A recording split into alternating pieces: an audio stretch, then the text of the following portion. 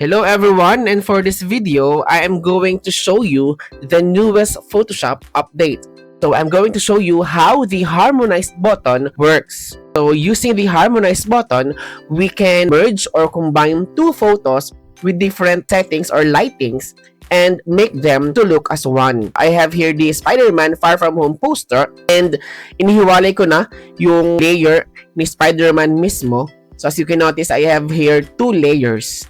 And then, we are going to import a picture of this cat so we can blend the color using the newest harmonized button. So as you can notice, magkaiba ang color or sabihin natin yung filter na ginamit itong sa pusa and then dun sa poster Spider-Man. I-position ko lang siya sa place na gusto ko siyang ilagay. Ayun yan. So gusto ko andun siya sa likod, dun sa ilalim ng paanan ni Spider-Man. So kaya idadrag ko siya pababa. Set up ko lang siya. Resize lang natin. Siyempre kailangan natin siyang i-rotate ng konti para mumukha siya nakaupo dyan sa sahig. As you can notice, magkaiba ang kanilang kulay siyempre.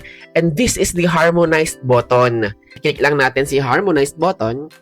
And then, magge-generate siya ng tatlong samples. Tignan natin kung anong-ano mga lalabas.